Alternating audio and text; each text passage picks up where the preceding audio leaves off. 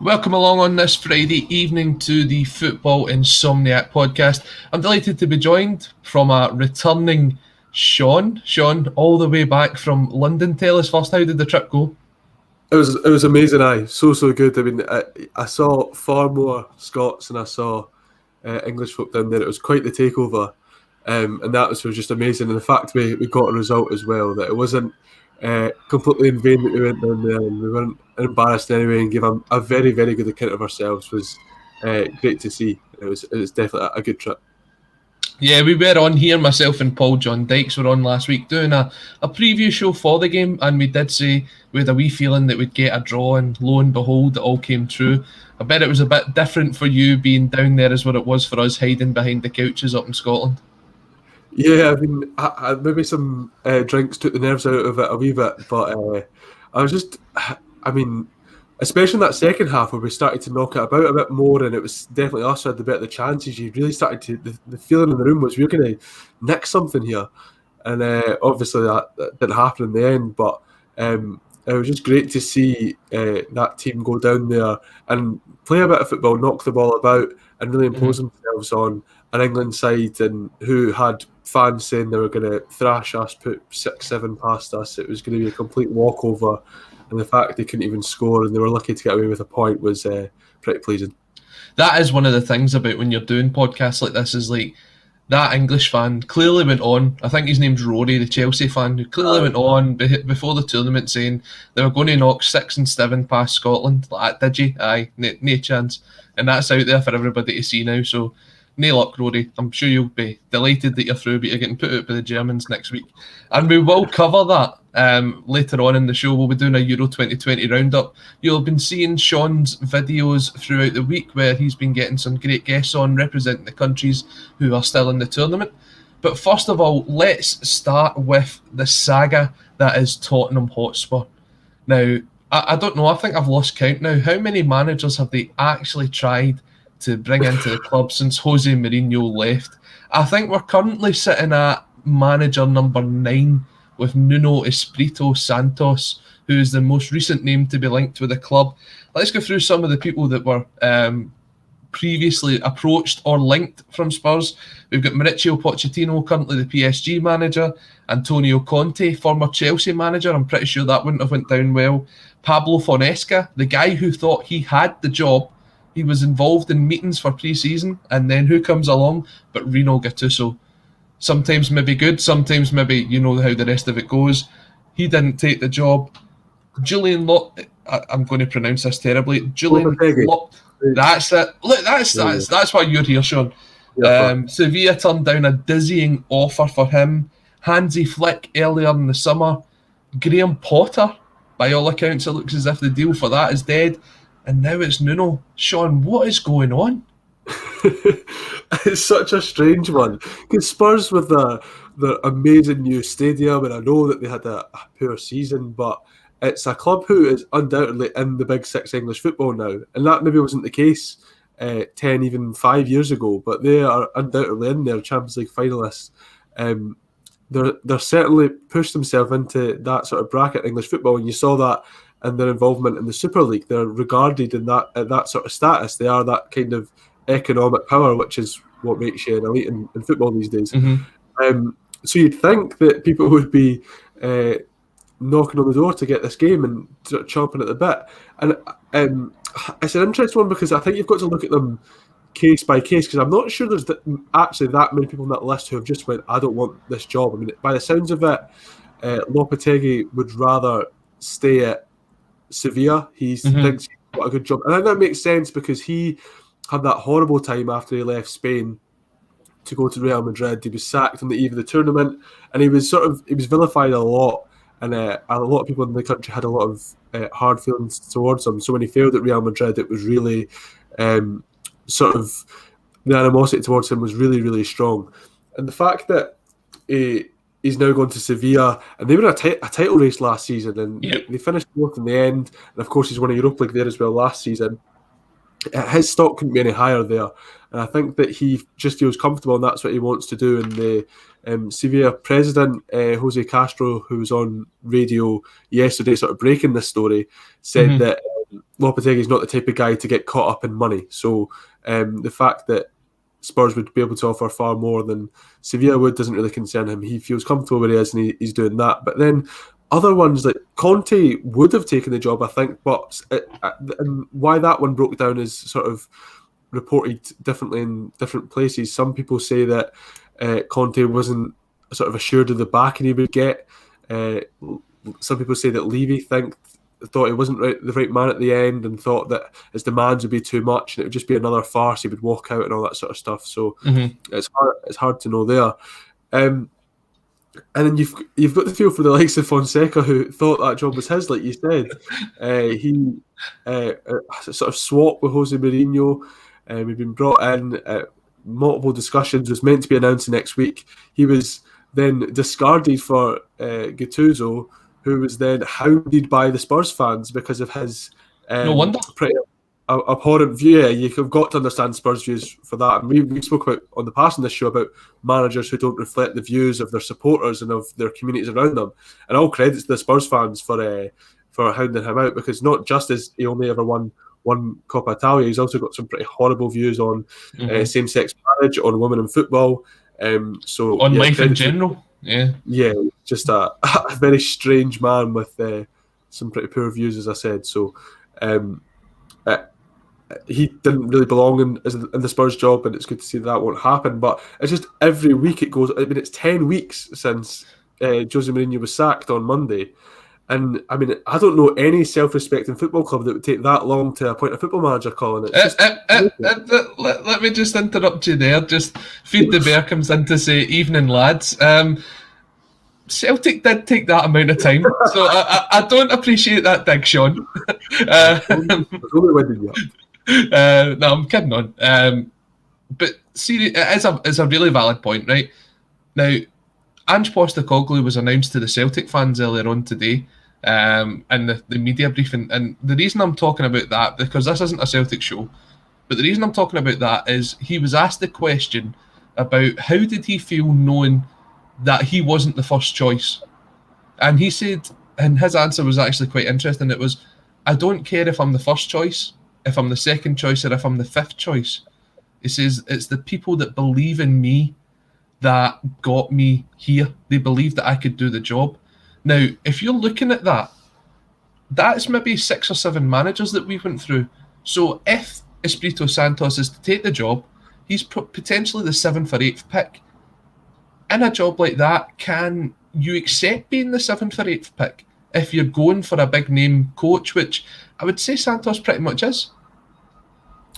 Yeah, I think when you've kind of left Wolves by mutual consent and a job like Spurs comes up, I don't know if you're going to be massively fussed about what choice you are, but it's not even just from the manager's own perspective. You've got to think about being further down the pecking order. It's the fans. Like, some of those names in there, we spoke about some of them not being great, but you're like, I mean, obviously the fans still have a massive amount of affection for Maurizio Pochettino, considering what he did for the club.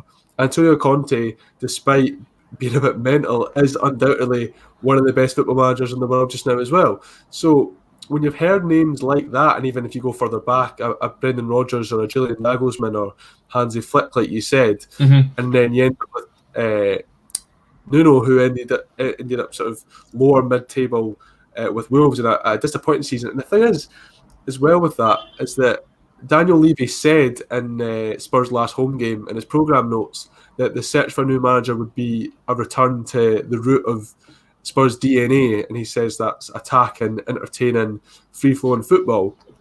Nuno's Wolves didn't play that. That's not going to be the case if that comes out to be the appointment. And I think Spurs, it wasn't just the poor football that was the problem with Jose Mourinho, but it did sort of drive a lot of the ill feeling towards him. So if you're bringing in another coach who is kind of that school of thought, I mean, Wolves were perhaps more entertaining in their first 2 seasons in the Premier League, and we've sort of reverted to that last season. But it wouldn't be, I think with Spurs, if you're not going to get one of those established names, you've got to go for a Maurizio Pochettino Mark II. And I think that's why they spoke to Pochettino. They thought, if we're not going to get a point 2 of him, then we're going to have to go for him again. Point 1. Yeah, exactly. And PSG put their foot down and said it's not happening, and that that's dead in the water now. But I think that's the type of appointment that Spurs need to be looking at, because you need something to excite this fan base, because the sort of calamitous fall from Pochettino to Mourinho, I mean, everyone saw it coming. Everyone knew that Spurs and Jose Mourinho weren't going to be a match that was going to work. And the fact that the fans knew it at the time and they've had to watch it play out so painfully in front of them, especially from home as well, when you can't sort of make your voice heard for a large portion of it, must have been so frustrating. And if Spurs don't make the right appointment and just try and get the goodwill back with their fans, especially after the Super League as well, which they're calling for the board to go, then there's that feeling inside the stadium next season. It might be a beautiful stadium, but it's not going to be a nice place for the fans and for the players. No, I mean, I watched that Spurs documentary, and I have to say, I do think that Spurs jumped the gun very early to bring in Mourinho because of that documentary. Now, it might be seen as a conspiracy theory, but I genuinely do think that they looked at it and they went, do you know what, this is a chance to put the club into the mainstream. How can we get more attention to it? We're going to bring in Jose Mourinho. Because I don't think Pochettino had done a terribly bad job. Yes, they hadn't started the season particularly well, but that's something that's quite common down in England. You can see teams that don't start the season well, but they manage to recover because of the amount of games that they've got. Now, when Mourinho came in, watching the documentary, you could see where he's a good man manager and you can see where he's a good coach. But you've got to get the players to buy into that as well. And as the season progressed, you could see the friction in the dressing room. You could see players that wanted out. You could see players that weren't in his plans, and that started to fade away. And then the COVID outbreak happened, and that was it. But there was that kind of scene at the end of the documentary where they all had the barbecue at the training ground. It did seem as though they were coming together, but eventually you just couldn't get the players working for them. So that's got to be part of the new manager's mindset, is you can have all these great players, but you've got to get them working together in the one team. But is that going to be the case if Spurs are continuing down the path that they look to be going and to sell Harry Kane this summer? If you're a new manager coming in and you're going to lose the best player at the club, suddenly maybe that offer isn't so attractive. Yeah, definitely. I mean, of course, any manager in the world, I think, would want to work with Harry Kane. I mean, he's coming off the back of being the top goal scorer and assister in the Premier League, which is just remarkable, really. But there's also, that there's going to be a pretty heavy cash flow if Harry Kane heads out of the club, and that gives you a pretty good opportunity to impose your own ideas on the team. I mean, it's been reported that it'll be in excess of £100 million from Manchester City, and it'll also be and the players linked to going also, and as part of that deal, you likes of Raheem Sterling, Amin Laporte, Gabriel Jesus. They're good players, and players that managers, especially at the level we're talking about just now for Spurs, would relish working with. It'd be some of the best players they've worked with in their management careers, you would think. So there is still positives to take, but I think you've got to kind of remove the Kane situation from your thinking, because either way you're going to get one of the best strikers in the world, arguably the best striker in the world, or you're going to get a pretty decent sum of money that means you can impose your vision on this team.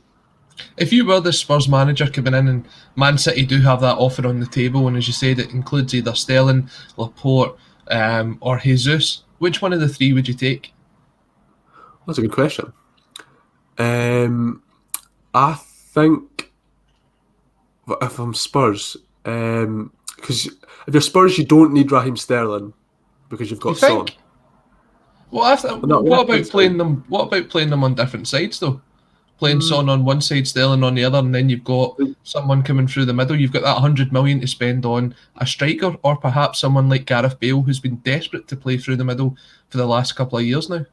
Yeah, I mean, they usually do both play on the left, but I mean, Sterling has been pushed out the side by Guardiola this season, but I feel like he's one of those ones where his goals will get him back into the side. I don't know if he'll be the first choice they'll want to push. They do need centre-backs, and Laporte, 27 years old, it doesn't look like he's going to be playing much for City anymore, considering the partnership between Diaz and John Stones. And then Gabriel Jesus is a weird one because he's a player who I don't think he's particularly highly rated in England, but he was a very hot prospect coming through, and he has a decent goal record for Brazil as well. So I think Jesus is maybe too much of a gamble. I think Laporte would be the most attractive option there because he's still fairly young. It's definitely a position that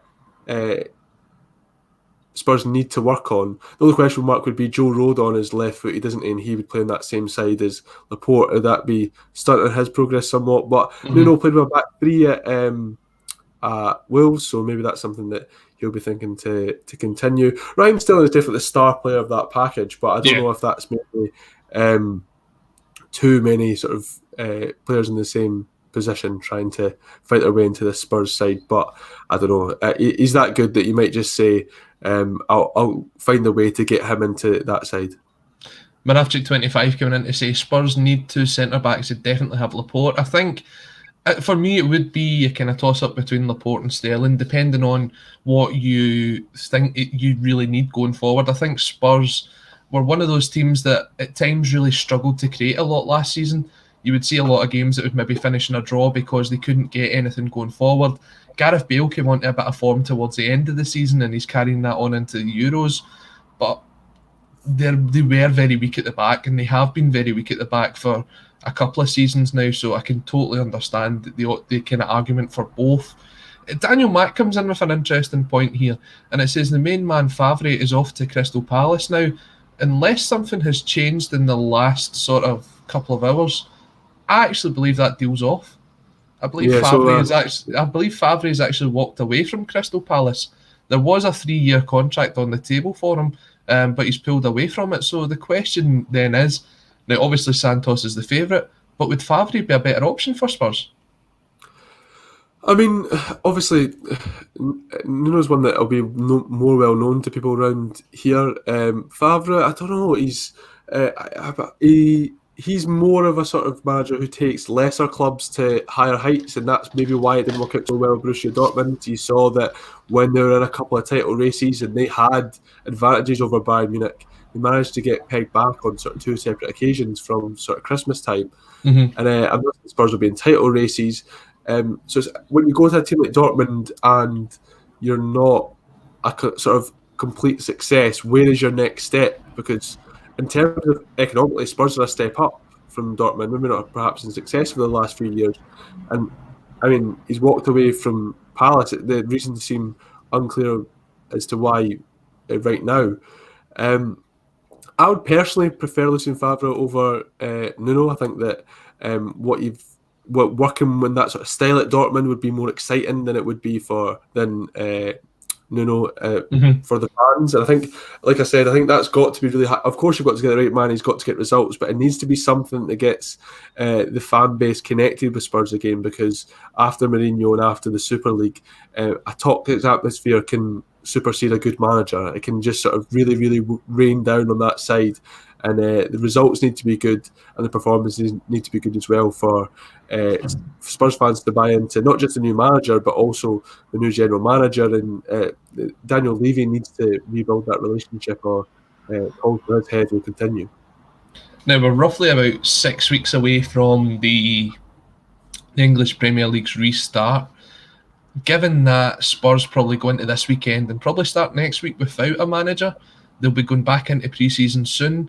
Does this have a big impact on how they will perform this season? Or do you think there's enough of a nucleus there that if they get the right man in, then it's just a case of carrying on from last year? I don't know what a good season is going to be for Spurs, because I don't know if there's that many teams above them that I see them overtaking. West Ham, you'd imagine, kind of fall away. But I still see Leicester as a better team with them. And I mean, there's not that many managers, especially none who are linked to Spurs, that I would say they're going to do a better job than Brendan Rodgers is doing at Leicester, because I think he's a great coach as well. So I think Leicester's really getting their work done early as well. They've brought a couple of signings in now that I'm thinking that's like they're looking good. So I mean, for me, I think Spurs see themselves as a top 4 team, but I think they're now at the stage where it's probably a rebuild, and it could be a couple of years before they get back there.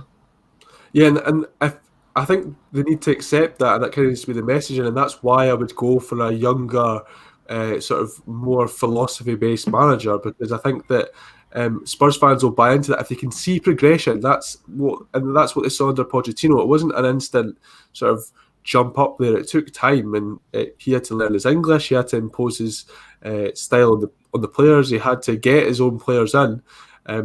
As you saw him do that, and as you saw that build, it created something special. I mean, they could have won the league this season that Leicester did. They could have won the Champions League. Who knows if that penalty hadn't been awarded in the first minute of the game in Madrid, what might have happened in that one. So I think that philosophy over... I mean, the sort of other side of that is when someone like Antonio Conte comes up, like I said, who's one of the best managers in the world, who's just sort of defeated Juventus' dominance in Italy, you go for that, I think. When that option's on the table, you jump at it. But it's not worked out, and there doesn't seem to be any other managers of that calibre up there. So I think that, I mean, someone who's still who hasn't turned down the job yet, but seems to be on the list is Erik ten Hag at Ajax, who they came up against in that Champions League run when they sort of nipped past them dramatic fashion in Amsterdam on away goals, which is something I'm sure we'll get to later on. Oh, you are dying to talk about this. You can see it's already put a bee in your bonnet. We'll get on to it. But someone like that, I mean, I'm sure people who know more about Dutch football there'll be some sort of deficiencies in the way Ten Hag manages, but I'm talking about someone of that sort of ilk who can really impose a style on this team that will make Spurs fans just sit up, and they might not get straight back into the top four, but at least they'll be proud to watch them again, because under Jose Mourinho that really, really wasn't the case. Some great comments coming in. I know we've got a couple of Arsenal fans that watch, so I'll just bring this one up from Fraser Ogilvie. Spurs don't need a manager, they need a funeral director. I think that's the way they've kind of been going over the last couple of seasons. Marafchik25 comes in with another great point. No coincidence Celtic and Spurs have ended up in similar circumstances, given their CEOs have both had the job for nearly 20 years. I think Daniel Levy is regarded as one of the toughest negotiators in kind of football at the moment, and you're kind of seeing he's really particular in what he's looking for.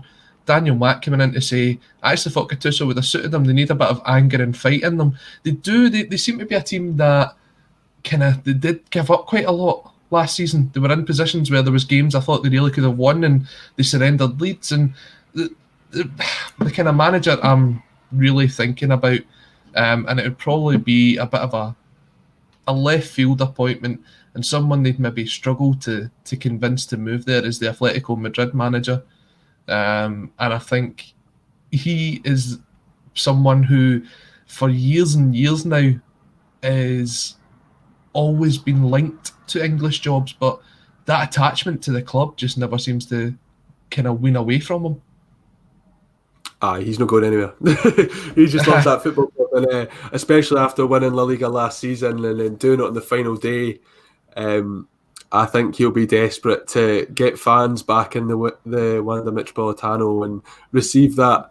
And he's like a ringmaster, Diego Simeone. He feeds off that crowd, and he hasn't done it for those amazing Atletico fans for well over a year now. So I think the chance to defend that La Liga title when Real Madrid and Barcelona don't look particularly stronger and still have their own sort of questionable manager. I mean, Real Madrid's case, it's Carlo Ancelotti returning. Will that be much of a success? Is that very exciting? Ronald Koeman's kept the Barcelona job based on a pretty good 2021, and they're relying on free transfers. So it's a chance for Atletico Madrid to kick on and get back-to-back titles, which would be amazing considering the still big financial disparity between them and the El Clasico side. So, I mean, I'd love to see Diego Simeone in England, but I think that I just can't imagine him not being an Atletico Madrid manager. I know. It's 10 years he's been there now. It's crazy when you think on it. But and the job he's done there, he's a legend there, and I'm not sure this Spurs job is the one that's going to prize him away, if any would. Although I would love to see him arguing with maybe Roy Keane in the Sky Studio. That would be box office. You would pay for that. Let's wrap up this segment on Spurs. Where do you think they'll finish, and who do you think will get the job? Where do I think they'll finish? So they finished with the 7th last season, didn't they? Yep. They're in the Conference League, I believe, this season. Yeah, Conference League. It obviously depends on the manager. I saw one of the comments there saying that Scott Parker, I think that is one of the people who might just end up with this job, kind of because the options have become so limited. Of course, he used to play for Spurs. He done a reasonable job, I guess, at Fulham, but of course they still got relegated. He talks very well, Scott Parker. So that might be one that makes sense. I'd say about the same. It's 7th, 8th. I don't think they're going to improve enough to get into those Champions League spots at all, or even Europa League spots. And I think that, especially based on the names we're hearing now, I don't really expect them to have that sort of instant surge. And I think you really need to. I'm saying they need to go back to the drawing board, but there's not really time to do that. No, there's not. So soon. So, and they've got this new general manager in who has already approached 4 managers, and there's still none there. Good success rate so far. Yeah, he's doing a great job. I mean, I don't know how much of it's his fault, but yeah, it'll be interesting to see how they develop over the season, because we're, like you said, not long away at all, and we still don't know who's going to be in the dugout. I'm going to go with Spurs to finish in the bottom half. That's my bold prediction for them this season. Because I think if they sell Kane, it's a massive rebuild, and the last time they had a lot of money to spend, it just get completely wasted. So I think they'll finish in the bottom half, and I generally think it will be someone like Graham Potter that gets the job. I think Graham Potter's one of the better options who's left, to be honest, on this list. But I'd say maybe 10 for 11th. That's where Graham Potter kind of seems like a human version of like being Spursy. You know, when people say like Spurs throw leads and all that sort of stuff, the fact that they have 18 chances a game and score no goals, Brighton, and all that sort of stuff. Like the argument with Spurs is, like you said, they're a bit soft, and he kind of seems to me like he'd feed into that. He wouldn't harden up this team or make them ruthless or sort of kick them onto. I think he's a good coach, but I don't know. I don't know if a Spurs job is maybe a little bit beyond them. Potter to Everton, I'm seeing in the comments there, that maybe makes a little bit more sense without those sort of massive expectations. It'll be interesting to see who takes the job. Maybe someone will have it by the time we come on here next Friday, and we'll have a lot to discuss. I love this time of the year, although it's the pre-season, although there's not a lot of football, there is things that's very much exciting, like new kits coming out, like transfers. So there'll be lots to discuss over the pre-season, and we'll even come round to making our own predictions ahead of the new season. So that's all coming up in the next few weeks on the Football Insomniac. But something that isn't coming up next season is away goals, because UEFA have announced that for the next season, which is season 21-22, the one we're just about to go into, that in UEFA club competitions there will be no away goals rule. Now, if you're a Scottish football fan, this is something that you should actually probably be very happy about, because in the 30 ties that have went on away goals rules involving Scottish sides, only 10 times has the Scottish team went through. So 20 times out of 30 they've actually went out on away goals. But Seán, I know that you are a massive advocate for the away goals. I saw it on Twitter, so on you go. Let's hear your side of the story. It's drama. It's what football is for. Football is was created to provide us entertainment, and that's what away goals does. I mean, I think the amount of drama you get out of those moments. I mean, you think about some of them just over the past few years. You've got that Manolas goal against Barcelona that flipped the game from Barcelona losing to Roma winning. It was just, the game was flipped.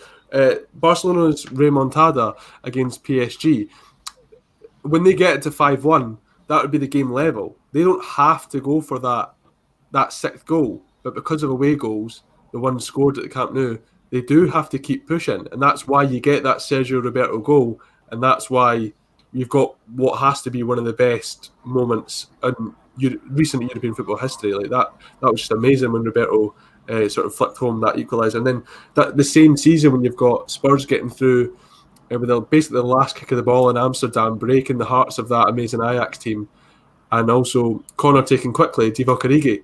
It was level at that point.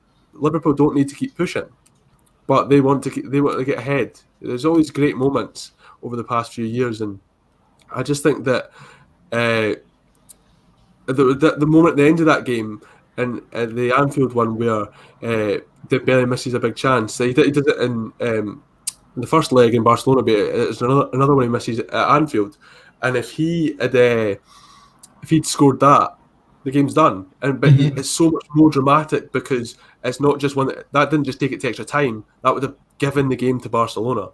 And apart from just the drama side of it, also I think that it's more of a power grab from these big European sides. I mean, you saw Juventus get knocked out by Porto on away goals last season, and I just think that we should be sort of.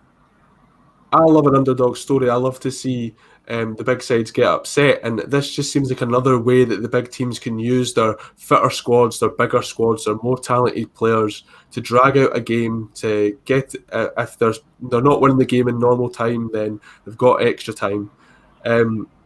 I want to see drama. I want to see upsets. I want to see what makes football so exciting. I think this just sort of further dilutes it. And the thing is, as well, my team aren't going to get knocked out of Champions League last 16 game away goals, are they? Come on, they aren't going to do it. So it doesn't affect me. I just want them.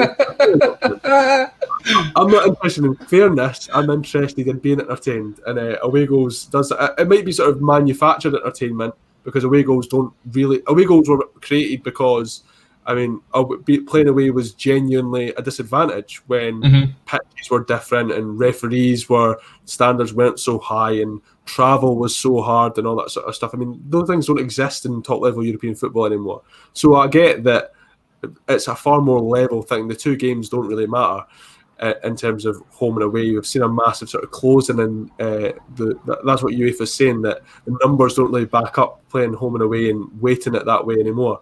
But it's good fun, so keep doing it. You finished? Just about. I'm just going to say to you, I don't agree. I really don't agree. I think that you look at it and the games you're talking about where it goes to maybe 4 each on away goals, I'd love to see another half hour of that game. I'm all for the additional 30 minutes. Now, the kind of away goals thing, it's good because it saw teams kind of coming out and having a go, knowing that if you got a goal, then the home team would have to come out, and you did see end-to-end football. So I did sort of buy that side to it. But I do think if you've got a game that's so close, does it really have to come down to where you've scored the goals? Can it not just be based on the 180 minutes? And if it isn't done by that 180 minutes, play the 30 minutes after that. Because I reckon probably 99 times out of 100 you're going to get another goal in that game if there has been goals. So I sort of see that side to it. Now, what I did look at was from my own team, from Celtic, the last time that they were involved in away goals, right? So the last time that Celtic were involved in an away goals kind of ruling was back on the run to Seville when they beat Celta Vigo. And John Hartson scored away from home. So they won that. Now, that game finished 2 each. What would have happened if it went to extra time? Nobody would have known. We wouldn't have known. The other tie that I could see that involved that was Celtic versus Liverpool in 97-98. And Celtic lost on away goals. I think it was 2 each at Celtic Park, 0-0 at Anfield. Now, games like that, when it's so close as that, do you not want to see another 30 minutes of it? Surely. Are those games that you're saying, I would love to watch another 30 minutes, that's not good because one of them are chasing an away goal or one of them are chasing a home goal because the other one scored an away goal? I mean, I think if you get these second legs, the side who won the first one, it's going to be a shutout, aren't they? If you win your first game, you're just going for a 0-0. And it doesn't matter on away goals. You want it to, if you won that one, your home game 1-0, and you say it happens anyway, but you're just going to be, it's going to be defensive displays. I think. I don't think it might make first legs are usually cagey now. It might just flip it, but I think that the away goal rule, because it can just flip a game on its head. Like I said, you can go from losing to winning a game technically, although you might be drawing it in the matter of seconds, and that's what is so great about it. I mean, that Lucas goal in Amsterdam with the last kick of the game, yes, it would have been great if that was taking it to extra time, but it was the definitive nature on it. It was on 95 minutes, and he stroked that ball into the back of the net, and that was it, done.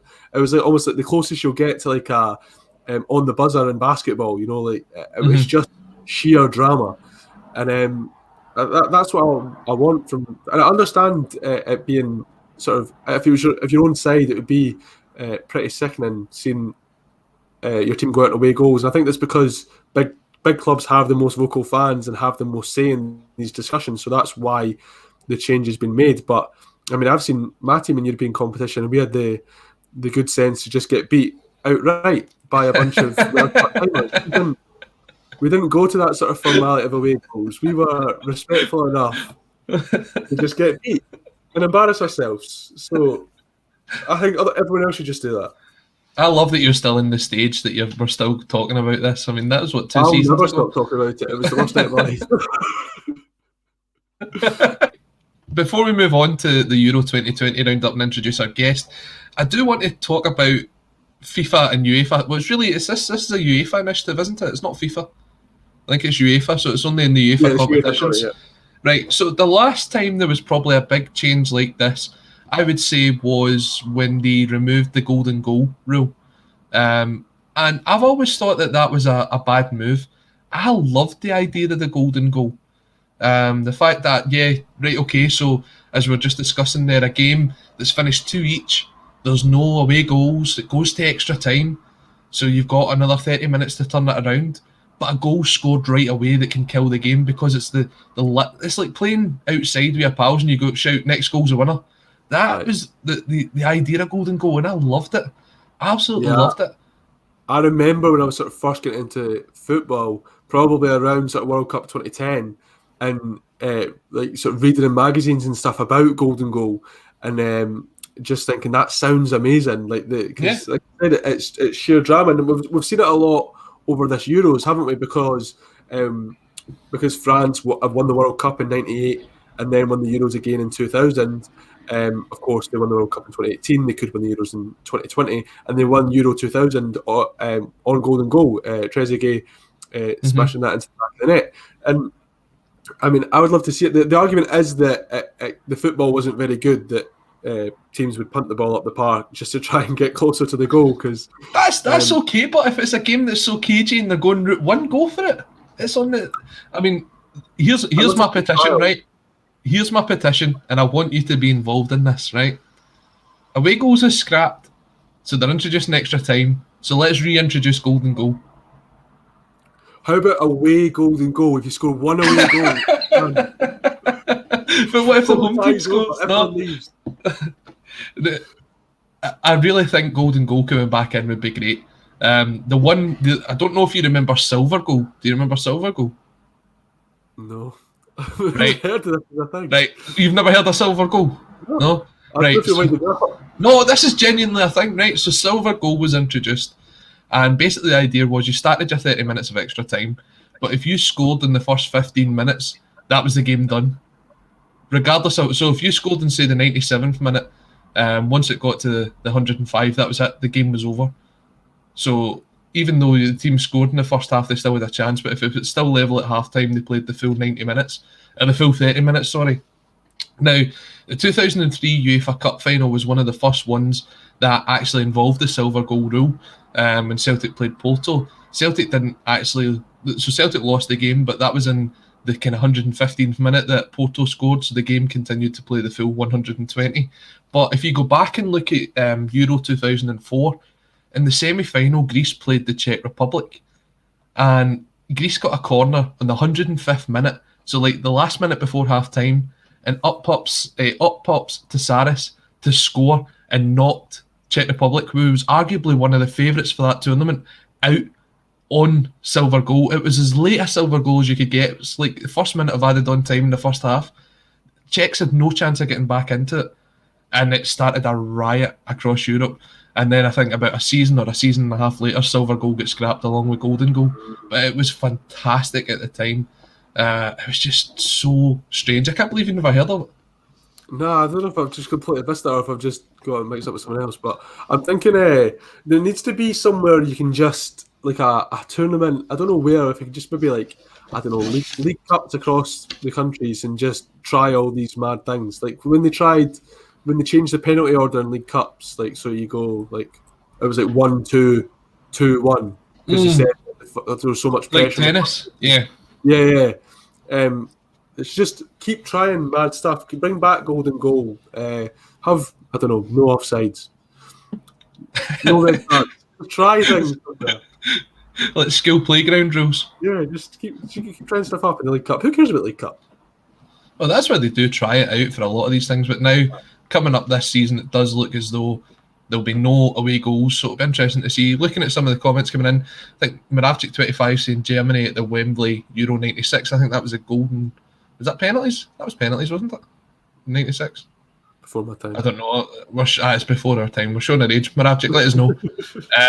Daniel Mack coming in to say golden goal was mental. It was fantastic. I'm petitioning for golden goal to come back since we've got rid of away goals. Yeah, I'm not feeling the just extra time, just a bit bland. If you're going to get rid of away goals, you need to bring something else in instead, I think. Moravchik coming in to say Germany scored in extra time and that ended the game. So it was golden goal, fantastic. I loved it. I loved it. Now, we do have a guest about to join us. He is in the waiting room, and that is from ENRG Sports. Jack Donnelly. How you doing, Jack? Hello, guys. How are we? Good to be here. Doing good, mate. Doing good. We're glad to have you in. We're great to have you in. That was terrible English. Do apologise. Oh, Sean's upset. They've got rid of away goals. What do you think? Is that a good move or a bad move? I'm with Sean. I was with Sean from the word go on this one. It provides entertainment value, and considering football's taken a very kind of mechanical approach to things in the modern game, and it's all about tactical defending and things like that. Any form of chaos is well welcomed by me in modern football. So keep away goals. It adds that extra element of drama. And we can confirm, Jack, your name is Jack and not Lewis Capaldi. See, well, actually, no, Daniel, I'll give you that one. I've been called Lewis Capaldi before. He was calling me Craig off a Corey the other day on the State of the Euros show. And I'll take Lewis Capaldi. At least he's talented enough. That's fine. I wonder if Daniel does that in real life, just goes up to people in the street and goes, "You look like Martin." Or is it just on YouTube comments? Or is it Well, I'll tell you what, we're going to get you to sing us out since you said that you look like Lewis now. But, I've said I look like him. I'm a taller, less talented, but more attractive version of Lewis Capaldi. That's what I always say. Well, I mean, in the current terms, that's not a bad way to be. Especially if you get the attention and you get the money, as Brown Warrior comes in to say so. Now, speaking about the state of the Euros, obviously, Sean, you've had some fantastic shows over the last couple of days, but the group stages are now over, so let's recap it. Let us take a look back at what has been an incredible 10 days of action. There's been so many highlights, some lowlights as well, especially for Scotland as they depart, and obviously the very tragic incident that involved Christian Eriksen, and we're glad to see that he's back up and running. But Jack, I'm going to start with yourself. The 16 teams are through now. Is there anyone in that group of 16 that you're kind of surprised that they get through? Maybe not surprised, but I didn't think that Switzerland had an awful lot coming into this tournament. Sorry, I just need to bring this comment up from Daniel Mack. You want to see me in my dumping slots? Well played. Very good. Very good. No, I think I wasn't really expecting too much from Switzerland in this tournament, if I'm being completely honest. I feel like they had a number of good individual players, but I wasn't really too sure how well they would do up against some of the kind of heavier hitters. But Xherdan Shaqiri does what he does at every single international tournament and has a few games of his life. Like he seems to come on and he scores at least one screamer, if not more, every time that he plays at a tournament for Switzerland. So I wasn't really too confident in them going through, but they obviously did. And I have to say I'm not too confident in going much further now that they've drawn France in the last 16. Sean, what about yourself? Having watched all the games, is there anyone that's really surprised you that they're in that last 16? I mean, it was Scotland's misfortune, but Czech Republic are a far better team than we thought they were going into the tournament, I think. And You've seen the quality in the likes of Patrick Schick up there, and we all knew that Thomas Souček, after his very, very strong season at West Ham, was going to be a good outlet for them. Because they gave England a tough time. They only beat them 1-0, and of course held Croatia at Hampden. And like I said, Croatia were getting some pelters before that game, but I think we wrote them off a wee bit too soon. I think they're still a very, very good side. And up against Holland, who we spoke about it yesterday, didn't have the strongest of groups and aren't at the usual peak of their powers or the sort of talent level you would expect perhaps from a Dutch side. I think they could give them a pretty good game, and they're on that side of the draw where one of England and Germany is going to go out, and then it's kind of anyone's game. So if they can sneak their way past Holland, who knows where it could end up. Looking at it, is there anybody that should be there that really isn't? Because I think the kind of tournaments went to, well, apart from Scotland, obviously, but I think the tournaments sort of went to script so far. I mean, everyone had Turkey, didn't they, as dark horse in this tournament, and they were woeful in those group stages. Just really, really bad to watch. I mean, we spoke about Çalhanoğlu and Burak Yilmaz, who had that great season at title-winning Lille. Yep. Didn't get him in the games enough. He didn't see him. So, and you're not going to, a player like that isn't going to run him behind all game considering his age. So, and the fact that they've got Demiral, who plays for Juventus, and Söyüncü, who plays for Leicester, they were still defensively really weak, and I think they could have lost games by more than they did. So, and that says that they conceded 3 goals in 2 of them. So, I don't think I was massively impressed at all by Turkey. That's probably the only one I would say that's gone really off script, unless I'm missing something. Lewis, are we missing anybody out from there? No, I think we're kind of bang on, to be quite honest, Colin. I think everyone that got through I was expecting. To be quite honest, after the events of match day 1, I wasn't entirely convinced we would see Denmark go through. That was my only worry after Christian Eriksen's tragic accident, and then thankfully he's doing all right now, as he said. But I just wasn't sure we were going to see them come out and be able to perform, because there was a lot of questions of whether that match should have concluded the same night as it did go on and take place that way. But massive credit to Denmark, showing some incredible, not only football ability, but mental strength, and being able to come out and get themselves through in emphatic fashion with that 4-1 win over Russia and progress into the last 16. I've said this before, but that was a shambles that team were forced to play.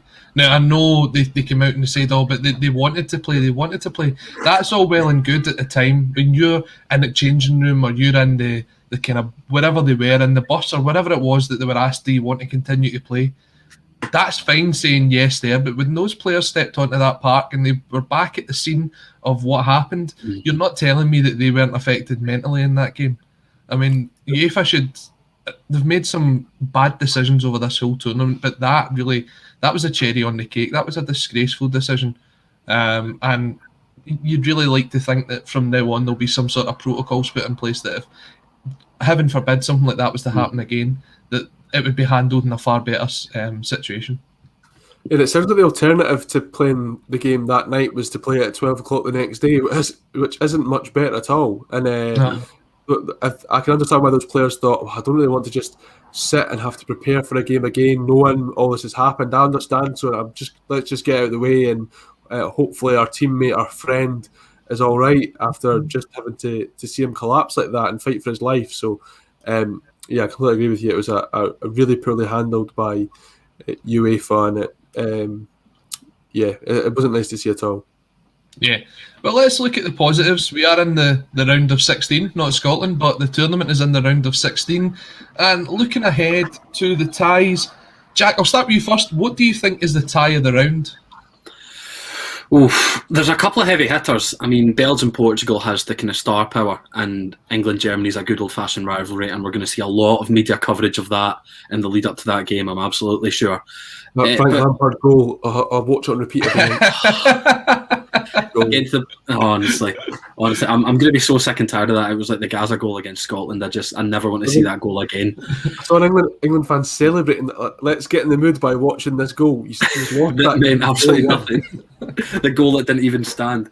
Sorry, no, absolutely. But for me, the kind of most interesting tie of the round, I was saying this on the show yesterday, is going to be Ukraine versus Sweden.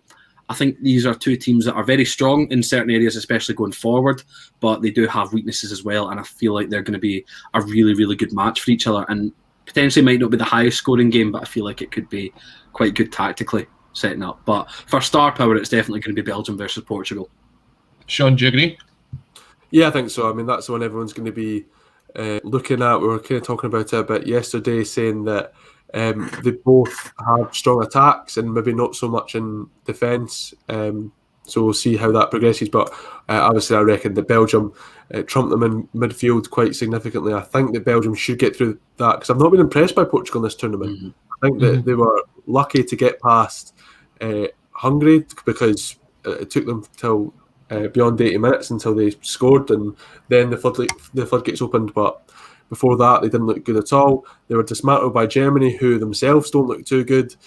And then they drew with France with 2 penalties, a France side that were already through to the last 16 and didn't look particularly motivated on the night either. So I think teams like Portugal I think Portugal might sit back in this game. It might not be the most entertaining one, but I think Kevin De Bruyne, Romelu Lukaku, that sort of quality, can just see them past.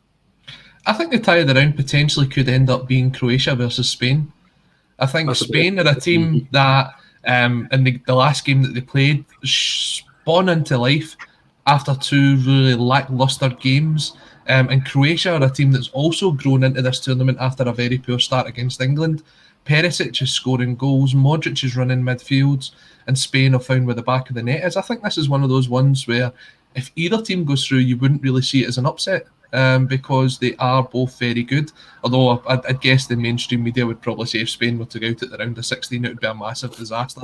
You'd see it all over the Marca and all the Spanish papers. But looking at it, would it be fair to say that there is a sort of weaker half of the draw and a stronger half of the draw, and by the luck of it, England seem to find themselves in the kind of easier half of the draw? What do you think, Jack? I mean, it is completely luck depending on where you finish, and looking at it, there are definitely higher caliber teams on one side than there are the other. I mean, you've got Italy, Belgium, Portugal, and France all on one side, which is absolutely ridiculous that all 4 sides who could potentially go on to win the tournament, realistically, I would say they're probably all going to be sensible money for the rest of the tournament. You could see any of them lifting the trophy come the 11th of July. But then you've got England, Germany, and potentially the Netherlands on the other side, and one of those 3 is going out in the first round. So yeah. I definitely think the luck has fallen in England's favour, but it's not just England. Germany might be looking at that side and thinking England haven't looked all too impressive.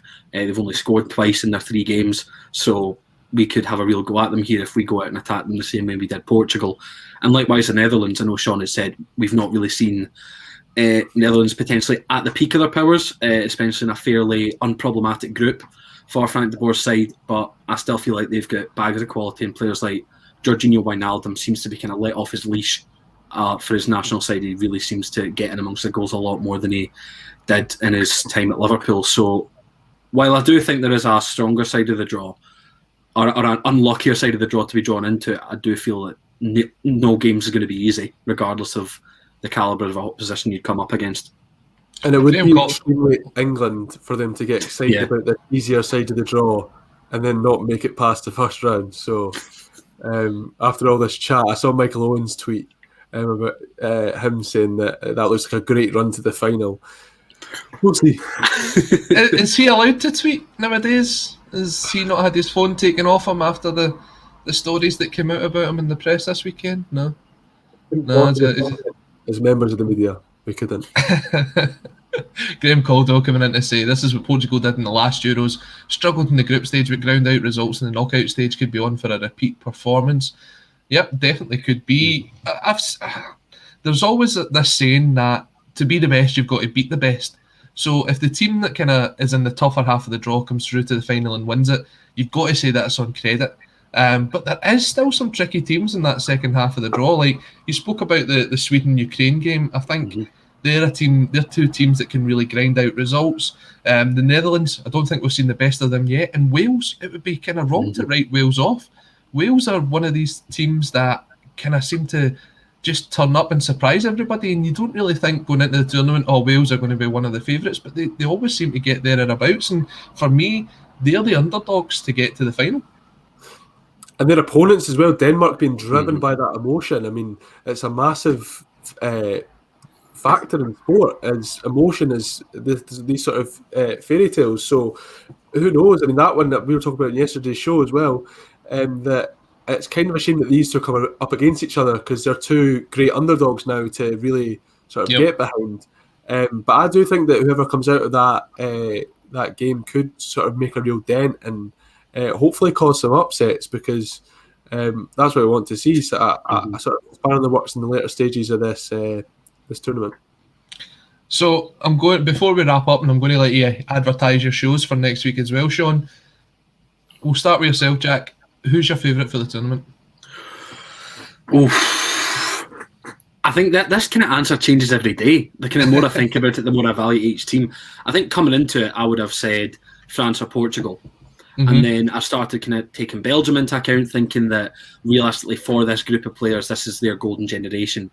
And it's the twilight of that generation. If they are going to win a tournament, it needs to be now. Because we've seen their defensive frailties losing the likes of Vincent Kompany, Toby Alderweireld isn't in as much, Jan Vertonghen as well, he's out. So that kind of those defensive mainstays rather, they've kind of started to move on, and as such have Belgium's kind of good results. But they're the number one ranked team in the world for a reason, so I still think they deserve to be in the conversation. But just now, I would have to say Italy, because I just feel like they're such a well-drilled team. I don't really see any weaknesses in that team coming into it. I might have said maybe the fullback areas, but Spinazzola and Florenzi have been excellent on the left and right, and they've been really well supported further up the field with the likes of Insigne, Berardi, Ciro Immobile started finding his feet at international tournament level, and the midfield has been so impressive. Jorginho's carried on his excellent form from the back end of the season with Chelsea.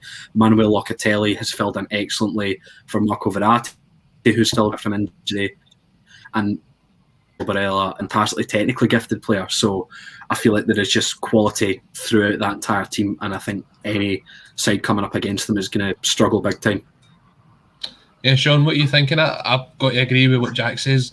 Locatelli's been outstanding this tournament, and I think he's the one player, you know how you always get one every tournament that goes on to have the big move after it?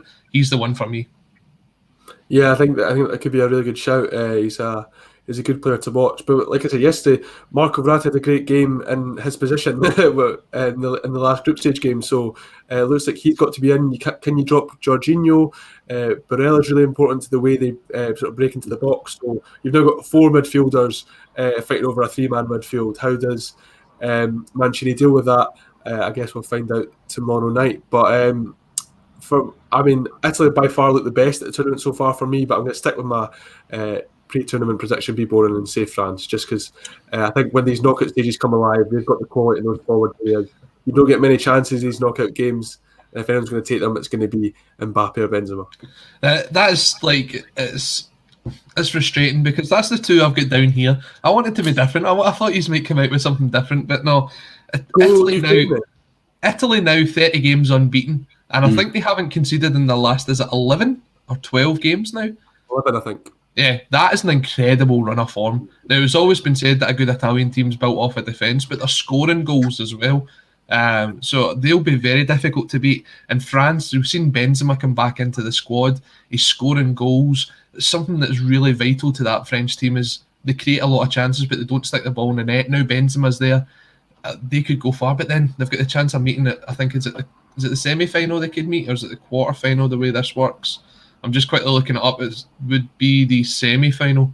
So, that could be your final, but in the semis. That's quite disappointing. So it'll be interesting to see that one. Good to get the comments coming in. We are live on Facebook, YouTube, and on Twitter. Glasgow Celtic quadruple treble coming in to say Wales are better than England right now. I couldn't really disagree with that, to be honest. We're better than England right now, based on the games against them. Marachik 25. We'll always hold on to that draw, Seán. We'll always hold on to it. No. England, yeah, exactly. England always play pragmatic stuff every tournament. A coach like Pep would pick Foden, Grealish, and Sterling to win, rather than the two defensive midfielders not to lose. I've got to agree. I think England's biggest issue is their coach. and they're leaving guys like Sancho and Bellingham on the bench where they could really change games. And to be honest, I've said this to everybody that can ask on it. Where does Southgate go after here? He's not going to go on and take a big job. That's England's biggest sort of downfall. Brown Warrior coming in to say Italy will be tough to beat. Again, France, England. Raymond Docherty saying Denmark will go far. That's an interesting shout. And he also came in earlier and said it's mental that you've managed to get Lewis Capaldi on the live stream today. I think you're bringing our numbers up, Jack, because everyone's thinking it's Lewis Capaldi in here. I'm happy with that. That's you know what, great. Colin? I'm happy to come back anytime you need me, just for that wee injection, that wee boost. Every Friday, 6 o'clock, we'll get him in Perfect. for this. Now, before we wrap up today, we are bringing back the quiz. It is the Insomniac Shootout. It is Jack versus Seán, because I managed to get the quiz down before Seán did. We did say that if Seán manages to get a quiz before I do, I'll have to face it 1 week. Yeah. But we're not there yet. So, Seán, you are looking to get the title back for the Football Insomniac. The guests currently hold the title after the last time out. And because the guests are currently champions, Jack, you have the option of going first or second. Go first. Aye, go first. You're going first. Mm-hmm. Okay, here we goes then. So, question 1, and we'll do it in the style of a penalty shootout for anyone that hasn't watched this before. And it's not the ABBA penalty shootout that Seán was talking about earlier as well. First question, where will Wales versus Denmark, which is the first last 16 game, be played? I'm looking for the country. Where? Played in Denmark, no? I'll start with Denmark. I don't actually know, so I'll say Denmark. It is the Netherlands. So it's a save, and Seán, your chance to take a 1-0 lead here. Seán, who scored Sweden's winner against Poland on Wednesday night? Oh, what was his name? I had this in the notes for the show yesterday. Oh my days. Oh, it's gone. I'm trying to desperately get it back. No, what you're hoping is somebody puts it in the comments. You've got 5 seconds. Go on, I'll PayPal you a £5. I'm going to have to pass even though I know it. Oh, it's so annoying. So it was Victor Claesson that scored for Sweden to knock them out. So 0-0 after 1. Jack, your chance to come in here. Okay. Name me the goalkeeper that Norwich City signed this week. Oh, that was Angus Gunn. That is Angus Gunn, and it's 1-0. Seán, your question, staying on transfers. Where did Aberdeen sign Jack Guff from this week? Atlanta United. 1-0? Yeah. Oh, pulled that one out the bag. Yeah, pulled that one out the bag. Jack Gur, but then I knew they signed somebody from because they've got that wee. They're pals. They've got the partnership there. Yeah, exactly. They're pals of them. Question number 3. So Brentford found out their fixtures this week, Jack, and it's their first season in the Premier League. Mm-hmm. But since the Premier League begun, how many teams have played in it? Oh man, I'm younger than the Premier League, though, Colin. That's shocking. That quite significant. So bad. That's not that big a claim. Let's say 34. Well, the reason it was asked because it is a landmark number. Brentford are the 50th club to play in the Premier League. Seán, this is your chance, and ironically, this is your subject for this week. Away goals were scrapped this week, but in which year did the rule come in? Oh. You were doing your research, I'm hoping you know this. I was doing research on other stuff. This is the worst question. We're not allowed to talk about that. It's before the watershed, mate. True, actually. True. Right, so we're talking about. Did you give me it maybe when you said what's that? 2005? No, it's not when it gets scrapped. It's when it came in. I'm giving you a second chance on that. Aye, when did the rule come in? I've been fishing Golden Goal got scrapped and then, so I don't know. 2000, I don't know. The away goals rule came in 1965. What have we been, oh, is it just international tournaments we've been doing? Going that. All right, yeah. Right. One each after 3. This is on the wrong day, so. Right, anyways, Jack, your chance to take the lead here. So the Olympics are due to start next month. The squads are starting to get named. Who are the current defending men's football champions? Brazil. Correct. 2-1. I wouldn't have got that. Seán, as of today, which team has scored the most amount of goals in this season's or this Copa America?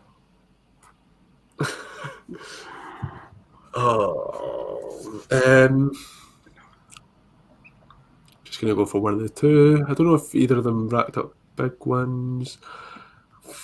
Reverse psychology. You don't want me to say Brazil after he said Brazil, so I'm gonna say Brazil. It's Brazil. Brazil for both answers. That was easy. I'm going for that, Colin.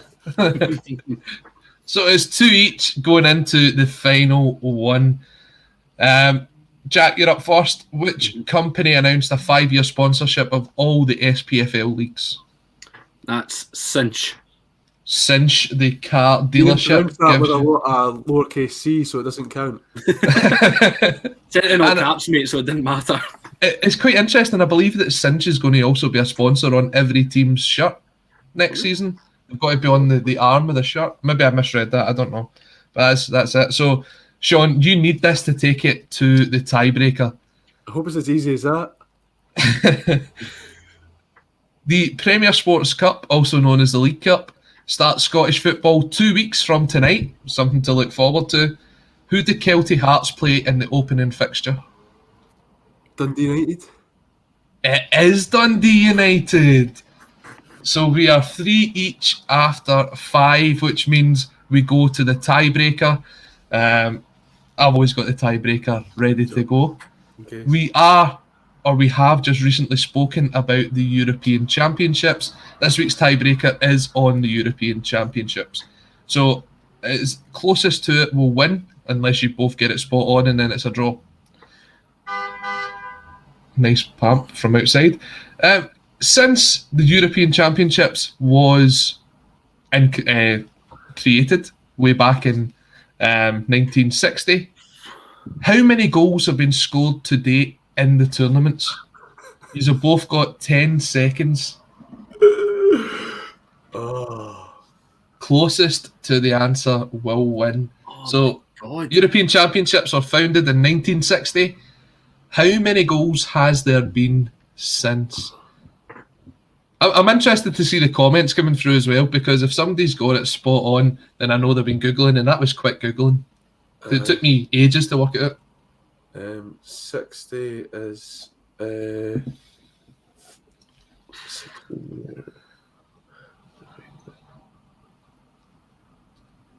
I'll give you a quick clue. This season's tournament has actually been the second highest amount of goals so far already, which is interesting. I think I could have told you the number of goals that are scored this season, or this tournament so far.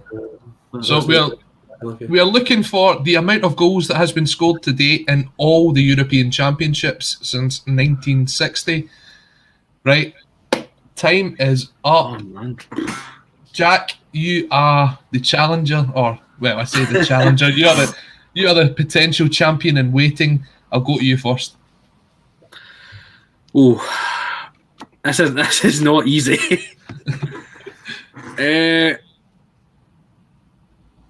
Let's go for 1,817. Right, I'm writing this down actually. That's something. That is literally the biggest guess. Say that again. 1,817. 1817. There's a good chance that could be Jack's PIN code as well. Seán? I'm going to go quite a bit less than that, I think. I don't need to go that much less than that. I could say one less. And if it's any less, then I'm fine. You would as well. I know you well enough to know that is a strategy you'd use. That's the guy I am. But I'll go for a series. I'll say 1,230. Exactly. 1,230. Let's see some of the numbers coming in. Marachik 25. Glasgow Celtic says 300. Marachik 25, 723. Feed the Bear, 578. Brown Warrior, 800. So the tournament started back in 1960. There has been 1, 2, 3, 4, 5, 6, 7, 8, 9, 10, 11, 12, 13, 14, 15. This is the 16th European Championships. 94 goals have been scored this competition so far. And the total over those 16 championships is 781, which means, Seán, you are the closest. You are the Insomniac Shootout champion, despite being the best part of nearly 500 away from it. This is your 15-second brag. This is your 15-second brag. You have the air. Well, Jack, speaking of air there, Colin, a little prelude to what Jack and his honest men can expect in this season's upcoming Cinch Championship, where Kilmarnock will walk all over them and show them that there is in fact only one team in Ayrshire. Jack, it has been a pleasure having you on the Insomniac today. Tell everyone who's watching where they can find you and where to download your music from. Where they can find your reading. Well, I'm on Twitter at Jack_Donnelly. That's 2 N's and 2 L's, and I'm all about ENRG Sport. That's at ENRG Sport on Twitter, Facebook, and Instagram as well, doing some great stuff alongside my slightly more arrogant after that win co-editor Seán McGill. So yeah, it's been a pleasure coming on, Colin. Thank you very much. It's been great having you on, Seán. Where can people find the State of the Euros? On this very here channel, every morning at 11 a.m. I'll be back on Monday talking through these knockout games and everything we can get excited about, all the drama as it unfolds. So please do check that out. And yeah, as like Jack said, check out energysport.net because there's people far more talented than us writing about stuff that's very interesting. Yeah, and it's been great having Jack on. Myself and Seán will be back next Friday. We'll have lots to discuss. Maybe we'll take a look at the kits that have been released for next season and pick our favourites and the worst. And we'll also look back at the week that will be in the Euros. So thank you everyone for joining us on a Friday evening. Have a great weekend and we'll see you all next week.